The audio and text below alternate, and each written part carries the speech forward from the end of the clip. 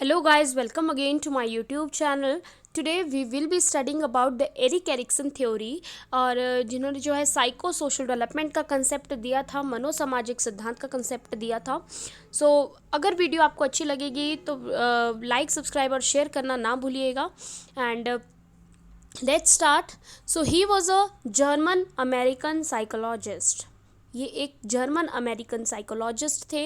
He is known for giving the concept of identity crisis. इन्होंने जो है identity crisis का कंसेप्ट दिया था। एंड ये क्वेश्चन बहुत बार एग्जाम में पूछा जाता है कि who gave the concept of identity crisis, या फिर किसकी थ्योरी में बात की गई है आइडेंटिटी क्राइसिस की। So the answer will be the Erik Erikson theory. Next is he said that from birth up till death human being is in its identity crisis. ये कहते हैं कि जब से एक ह्यूमन बीइंग ने बर्थ लिया है और अप टिल हिज डेथ वो एक रोल प्ले कर रहा है और वो आइडेंटिटी क्राइसिस में रहता है। Erikson's theory of psychosocial development identifies 8 stages in which a healthy individual should pass through from birth to death.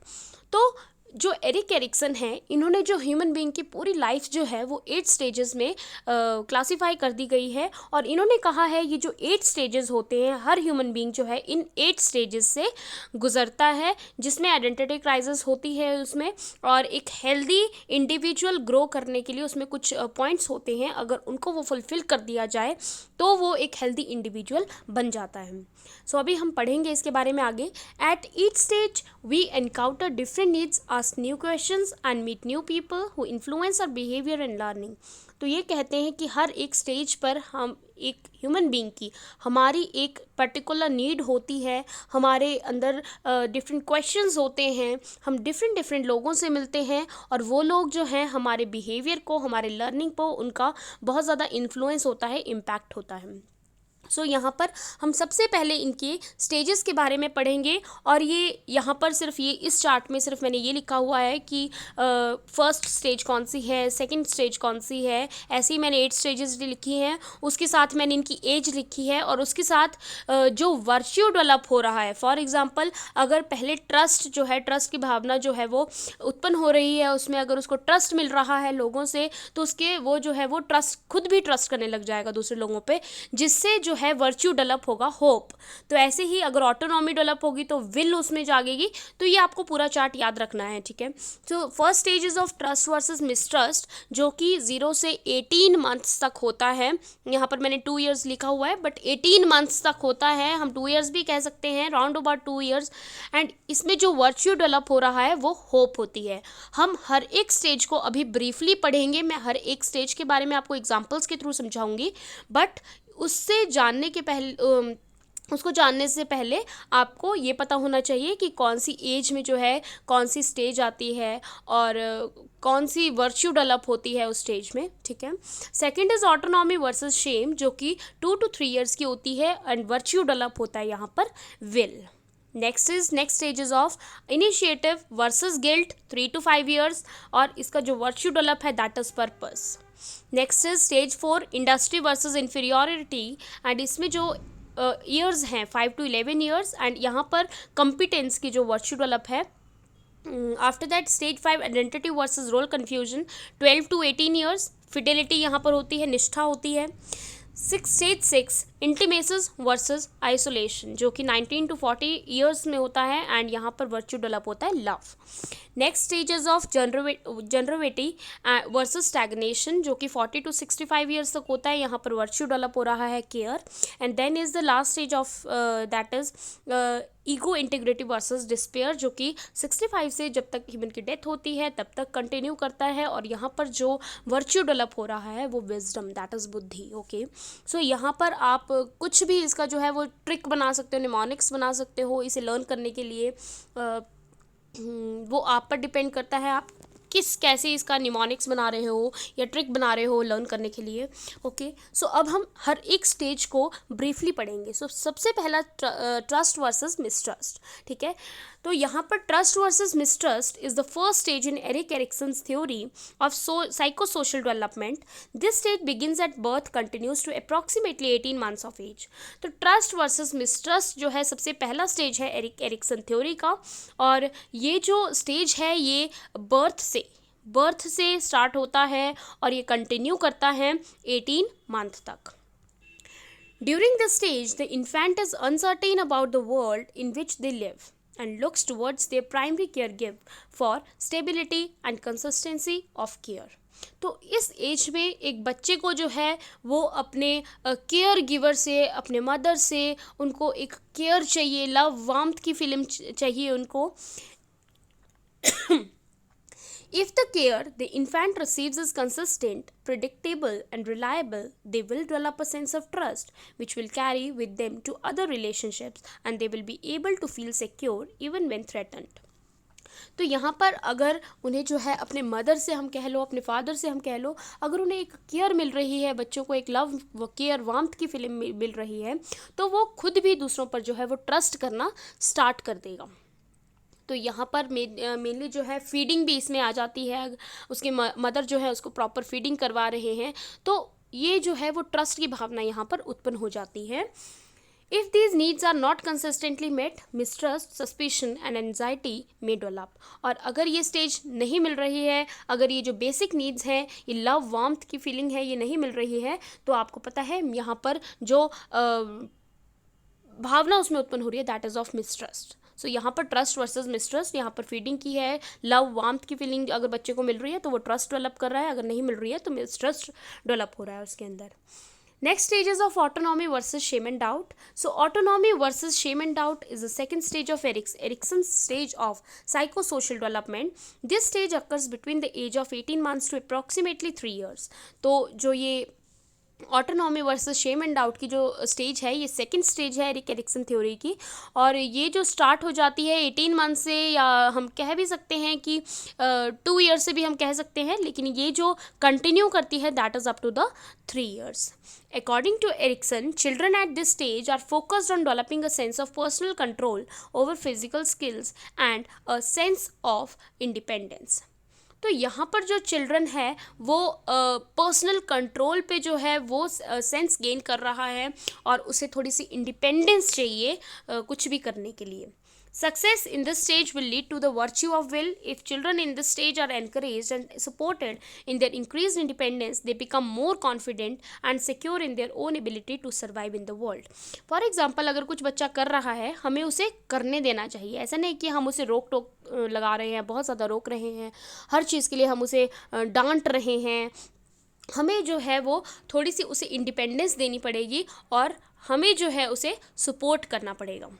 If the children are criticized, overly controlled, or not giving the opportunity to assert themselves, they begin to feel inadequate in their ability to survive and may then become overly dependent upon others, lack self-esteem, and feel a sense of shame or doubt in their abilities. तो अगर हम जो है उस बच्चे को regularly criticise कर रहे हैं और बहुत ज़्यादा कंट्रोल करने की कोशिश कर रहे हैं और जो भी वो काम कर रहा है हम उसको जो है नेगेटिवली उसको नेगेटिव फीडबैक दे रहे हैं, तो जो बच्चा है उसमें जो है वो शेम और डाउट की, उसमें जो खुद सेल्फ एस्टीम, उसे लगेगा कि मैं कुछ कर ही नहीं सकता हूँ। ठीक है, तो यहाँ पर जो है पेरेंट्स को एक बैलेंस बनाना चाहिए, जो वो काम कर रहा है उसे करने देना चाहिए, एंड कुछ हद तक अगर लग रहा है कि बच्चे को नीड है, किसी हेल्प की ज़रूरत है, तो उसे हेल्प भी ज़रूर करना चाहिए। तो यहाँ पर बैलेंसिंग ज़रूरी है, excess of everything is bad. ठीक है, next is initiative versus guilt. During this period, the primary feature involves the child regularly interacting with other children at school. So, central to this stage is play, as it provides children with the opportunity to explore their interpersonal skills through initiating activities. यहाँ पर भी जो है वो children initiate कर रहा है, कुछ activity जो है initiate कर रहा है, कुछ करने की initiative की भावना उसमें है, initiative ले रहा है किसी चीज़ काम को करने के लिए। Children begin to plan activities, make up games and initiate activities with others.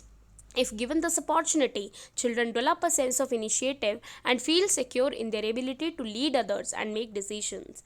तो यहाँ पर अगर वो खुद इनिशिएटिव ले रहा है, वो सिक्योर फील कर रहा है, अगर हम उसे पॉजिटिव फीडबैक दे रहे हैं, तो वो जो है वो डिसीजंस बनाने स्टार्ट कर देगा, कुछ कुछ जो है वो डिसीजंस लेना स्टार्ट कर देगा. Conversely if the child is criticised और controlled, children develop a sense of guilt. और अगर हम उसे क्रिटिसिज्म दे रहे हैं, हर चीज़ के लिए नेगेटिव फीडबैक दे रहे हैं, तो उस चिल्ड्रन के अंदर जो है वो गिल्ट की भावना आ जाएगी. In it is at the stage that the children will begin to ask many questions as is thirst for knowledge grows. यहाँ पर जो है वो चिल्ड्रन क्वेश्चंस करना स्टार्ट करेगा, क्योंकि उसके अंदर थर्स्ट होती है, भूख होती है कुछ भी जानने की. If the parents treat the children question as tribal और न्यूसेंस और एम्बैरसिंग और other aspects of their behaviour as threatening, then the child may have feelings of guilt for being a nuisance. तो पेरेंट्स को जो है उसके questions को जो है उसका ज़रूर आंसर देना चाहिए. ऐसा नहीं सोचना चाहिए कि जो बच्चे के क्वेश्चंस हैं वो न्यूसेंस कर रहे हैं या न्यूसेंस क्रिएट कर रहे हैं या फिर आपको एम्बेरस कर रहे हैं क्वेश्चंस की. No, we should give them answers, we should give them properly answers, because बच्चे के अंदर भावना है, एक भूख है किसी चीज़ को जानने की, नॉलेज गेन करने की. After that, too much guilt can make the child slow to interact with others and may inhibit their creativity. अगर हम उसे जो है वो उसके क्वेश्चंस का जवाब नहीं दे रहे हैं, हम उसको क्रिटिसाइज़ कर रहे हैं, तो उसके अंदर गिल्ट आ जाएगा. और जब उसके अंदर बहुत ज़्यादा गिल्ट आ जाएगा तो जो चाइल्ड है वो किसी से इंटरेक्ट नहीं करना चाहेगा, वो अपने पेयर ग्रुप से इंटरेक्ट नहीं करना चाहेगा, और उसकी जो क्रिएटिविटी है इस पर बहुत ज़्यादा अफेक्ट पड़ेगा. Next is a healthy balance between initiative and guilt is important. Success in this stage will lead to a virtue of purpose, while failure results in a sense of guilt. तो यहाँ पर मैं आपको बता रही हूँ कि हर स्टेज में एक बैलेंस ज़रूरी है. कुछ भी ऐसा नहीं है कि एक्सेस में आप एक ही फीचर उसको जो है वो दे रहे हो. तो यहाँ पर हर एक, जैसे ट्रस्ट वर्सेस मिसट्रस्ट जो है सेकेंड स्टेज हमारी है, तो यहाँ पर हर एक चीज़ में एक बैलेंस होना चाहिए, प्रॉपर बैलेंस होना चाहिए. Next is industry versus inferiority. Children at the stage where they will be learning to read and write, to do sums, to do things on their own, teachers begin to take an important role in the child's life as they teach the child specific skills. तो children अब इस stage पे है कि वो learn कर रहे हैं लिखना और पढ़ना, सम्स को सॉल्व करने का कर रहे हैं. तो यहाँ पर टीचर का बहुत ज़्यादा इम्पॉर्टेंट रोल होता है एक चिल्ड्रन की लाइफ में. It is at this stage that the child's peer group will gain greater significance and will become a major source of the child's self-esteem. The child now feels the need to win approval by demonstrating specific competences that are valued by society and begin to develop a sense of pride in their accomplishments. तो यहाँ पर जो child जो है वहाँ पर approval चाहता है लोगों का, ऐसे काम वो करना चाहता है जिससे उसको अप्रूवल मिले. और अगर अप्रूवल नहीं मिलेगा तब वहाँ पे आपको पता ही है कि यहाँ पर हर एक स्टेज का इन्फीरियॉरिटी उसमें आ जाएगी. तो यहाँ पर बैलेंस बनाना बहुत ज़्यादा ज़रूरी है. If child are encourage and reinforce for their initiative, they begin to feel industrious, competent and feel confident in their ability to achieve goals. तो यहाँ पर अगर हम उसके एक्टिविटीज़ को हम एनकरेज कर रहे हैं, हम उसको री-इन्फोर्स कर रहे हैं, उसके जो भी वो इनिशिएटिव ले रहा है, तो वो इंडस्ट्रियस फील करना स्टार्ट कर देगा, कॉम्पिटेंट फील स्टार्ट कर देगा, उसमें खुद में कॉन्फिडेंस जो है वो आएगा. If this initiative is not encouraged, if it is restricted by parents or teachers, then the child begin to feel inferior, doubting his own abilities. So यहाँ पर अगर हम जो है उसे एनकरेज नहीं कर रहे हैं, नेगेटिव रीइंफोर्समेंट हम उसको दे रहे हैं, तो यहाँ पर जो इन्फीरियॉरिटी होती है वो बच्चे के अंदर डेवलप करना स्टार्ट कर जाता है. Next is identity versus role confusion. During adolescence the transition from childhood to adulthood is most important. Children are becoming more independent and begin to look at the future in terms of career, relationships, families, housing, etcetera. The individual wants to belong to a society and fill it. This is a major stage of development where the child has to learn the roles he will occupy as an adult. It is during the stage that the adolescent will re-examine his identity and try to find out exactly who or she is. Erikson claims that the adolescent may feel uncomfortable about their body for a while until they can adapt and grow into the changes. Success in this stage will lead to the virtue of fidelity. Fidelity involves being able to commit oneself to the others on the basis of accepting others. failure to establish a sense of identity within society. I don't know what I want to be when I grow up can lead to role confusion. Okay, so यहाँ पर जो आपकी stage है identity versus role confusion है, यहाँ पर एक बच्चे को पता होना चाहिए वो क्या करना चाहता है, उसका क्या रोल है सोसाइटी में, ठीक है। और अगर उसे हम उस चीज़ के लिए, उसके काम के लिए या हम हमेशा ही उसे नेगेटिव फीडबैक दे रहे हैं, तो यहाँ पर उसके अंदर खुद के अंदर ऐसा आ जाएगा कि मैं क्या हूँ, मैं क्या करना चाहता हूँ, मुझे मतलब he will be get confused about his role, ठीक है। तो नेक्स्ट है हमारा intimacy versus isolation. This stage takes place during young adulthood between the age of approximately 18 to 40 years. During this stage, the major conflict centers on forming intimate loving relationship with other people. जो six stage है intimacy versus isolation, यहाँ पर जो एक बच्चा है, एक human being जो है वो लव चाहता है, वो रिलेशनशिप पे जाता है. During this stage, we begin to share ourselves more intimately with others. We explore relationships leading towards longer term commitments with someone other than a family member. यहाँ पर फैमिली मेम्बर वाला love की बात नहीं हो रही है, यहाँ पर एक पर्सन जो है वो पार्टनर देखने लग जाता है अपने लॉन्ग टर्म के लिए, जो कमिटमेंट देना स्टार्ट कर देता है, ठीक है. Avoiding intimacy, fearing commitment and relationships can lead to isolation, loneliness and sometimes depression. Success in this stage will lead to the virtue of love. अगर जो है उसका पार्टनर जो है उसे अच्छा मिल रहा है एंड अगर वो कमिटेड है, अगर उनका रिलेशनशिप प्रॉपरली चल रहा है, तो उसमें जो है इंटीमेसी की भावना आएगी, ठीक है. और अदरवाइज लव के वर्च्यू डेवलप होगा, यहाँ पर मेन है वर्च्यू ऑफ लव डेवलप होगा यहाँ पर. और अगर रिलेशनशिप उसका बैठ जा रहा है, अगर वो किसी से बात नहीं करना चाहता है, वो कमिटमेंट देने से डर रहा है, तो उसके अंदर जो है आइसोलेशन, वो बहुत लोनली फील कर लेगा और डिप्रेस्ड भी हो सकता है बहुत ज़्यादा. Next is generativity versus stagnation. The stage takes place during middle adulthood, age 40 to 65 years. Psychologically, generativity refers to making your mark on the world through creating or nurturing things that will outlast an individual. During middle age, individuals experience a need to create or nurture things that will outlast them, often having mentees or creating positive changes that will benefit other people. तो यहाँ पर जो है इस stage में जो है एक पर्सन जो है वो वर्ल्ड के लिए कुछ देना चाहता है, और वो जो है अपना चेंज भी होगा, पॉजिटिव चेंजेस भी लाएगा अपने बिहेवियर में, जिसकी वजह से किसी अदर पीपल को बेनिफिट मिले उसे. We give back to the society through raising our children, being productive at work, in becoming involve in community activities and organisation.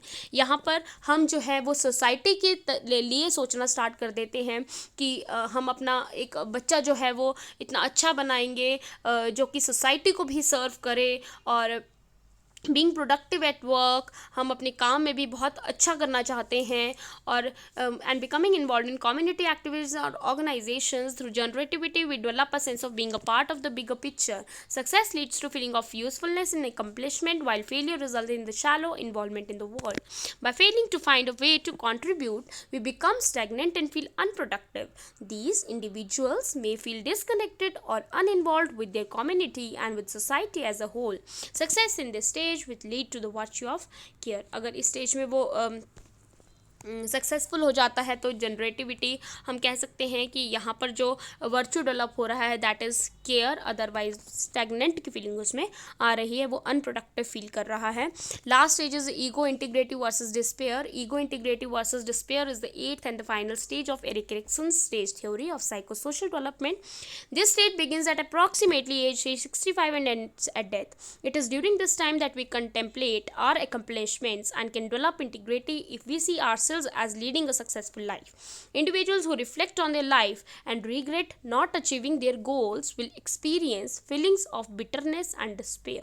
As we grow older and become senior citizens, we tend to slow down our productivity and explore life as a retired person. इस stage में जो एक person है वो देखने लग जाता है कि मैंने लाइफ में क्या क्या किया, वो खुद के लिए भी सोचने लग जाता है, और Erik Erikson believed if we see our lives as unproductive, feel guilt about our past, or feel that we did not accomplish our life goals, we become dissatisfied with life and having developed despair, often leading to depression and hopelessness. तो यहाँ पर अगर उसे लगता है कि मेरा past अच्छा नहीं था, मैंने ज़िंदगी में कुछ अच्छा ही नहीं किया है, और जो मैं लाइफ में अचीव करना चाहता था मैं वो अचीव नहीं कर पाया, तो यहाँ पर जो है वो डिस्पेयर की भावना आ जाएगी. और अगर पर्सन को लग रहा है कि मैंने लाइफ में बहुत कुछ अचीव कर लिया है, मैंने जो लाइफ में करना था वो मैंने अचीव कर लिया है, तो यहाँ पे इंटीग्रिटी की भावना जो है वो उत्पन्न हो जाएगी. सो यहाँ पर these were the stages. Okay, यहाँ पर स्टार्टिंग की जो स्टेज हैं, जो कि फर्स्ट 5 स्टेजेस हम कह सकते हैं, these are very very important. और आई होप कि आपको ये वीडियो अच्छी लगी होगी. And if you liked my video then don't forget to like, subscribe and to share my channel. And as you can give your biggest support to us by doing this. और अगर आप चाहते हो कि मैं किसी टॉपिक पर, particular topic पर वीडियो बनाऊँ, तो आप कमेंट बॉक्स में अपना टॉपिक डाल दीजिएगा. I promise you that I will make video on that particular topic also. So thank you.